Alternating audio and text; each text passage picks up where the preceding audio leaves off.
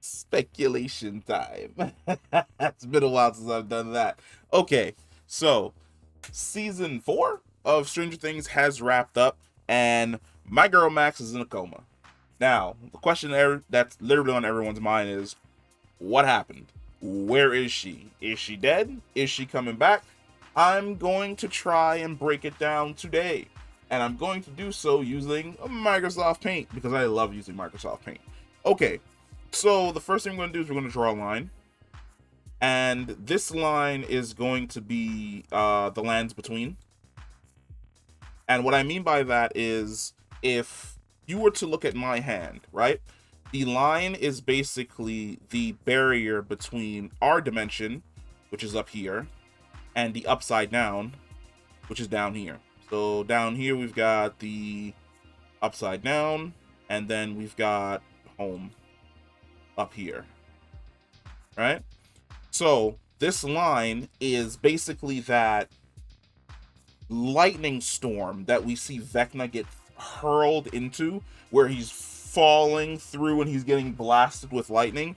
That is basically the area that he was falling in before he landed in the upside down once 11 booted his ass off of our mortal plane. Now, outside of that is something else. And that something else is actually something that encircles the entire thing. And that's basically the void. And the void is that black space that we see 11 walk in when she's checking on the Hawkins group. And then it's also the space that we see in season 1 where she touches the Demogorgon and accidentally opens up a door for the Demodogs and the Mind Flayer to come through.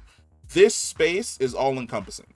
Because like I said, we see that she encounters that she can see what the Hawkins group is doing, but then at the exact same time, she also sees the Demodogs, the Demogorgon, in the upside down. She's able to interact with them both and see them both, even though they are both on two completely separate planes of existence. Now, what I mean by this is during season 4, right? We see that Max lets Vecna into her mind, which means that the final battle takes place completely inside of Max's mind. And Max's mind basically takes place is basically inside of the void. And Vecna has the upper hand, 11 shows up, they start fighting, 11 gets the upper hand, then Vecna gets the upper hand, and we see him throw 11 from Max's mind into his mind. His mind is basically the broken house with the clock floating in the backwards and the red sky. It's where Max did that epic run towards the end and then jumped through the portal. One of the things that people essentially missed is that that portal was a portal back to Max's body and Max's mind. And what I mean is, all right, so we've got Max's mind here, right? Let's just go with MM for Max's mind. During the fight, Vecna kicks 11 out of Max's mind and into his mind, right? Then the entirety of that last sequence takes place inside of Vecna's mind. Now, the very first time that Max is sent to Vecna's mind, the music starts playing and Max makes a beeline and jumps to the portal, and the portal takes her back to her own mind and her own body. As a result, she was able to wake up. This time, however, because all of the groups across the world are in some way, shape, or form literally in sync, Max never made the run basically back to her own body.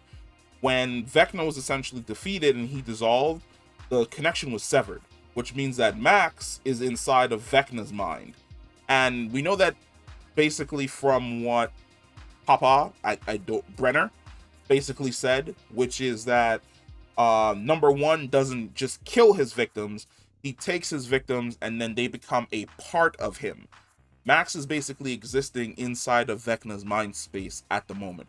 Her consciousness is inside of Vecna's mind space, which means that in order for Max to wake up, 11 is going to have to create a bridge between Vecna's mind and Max's body so that her mind can go back to her body and then she can wake up. And that is going to be a fucking challenge because my man is a menace and he is causing just untold wanton levels of destruction across all of Hawkins. I don't know how people still live there. I'd have been moved out of Hawkins after season 2. After Billy died, I'd have probably left. I'd have been like, nah, too many people disappeared, bruh. Like, whole half of the town disappeared and died in a fire. I got to go. But yeah, that's basically what's going on with Max. Her mind is no longer inside of her body. We basically see that when 11 goes into her body and she looks around and there's nothing. It's just empty void. And that's basically because everything that is Max isn't there. It's trapped inside of Vecna's body.